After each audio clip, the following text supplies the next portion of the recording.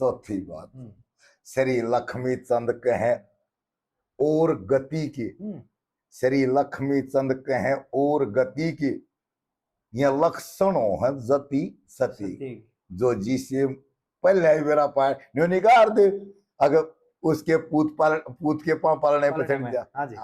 न्यो कहदा ये लक्ष्मी चंद कहे और गति के, ये लक्षणों है जति सती के, और इब तक बना पति के कैसे बेटी तेरी, हमारे पति कौन?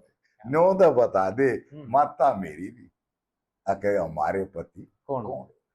जब इतनी बात मीरा की सुनी, कौन अपनी छोरी ने, छोटी छोरी है वाह, कौन अपनी छोरी ने नो कहा वह कौन है तेरा पति?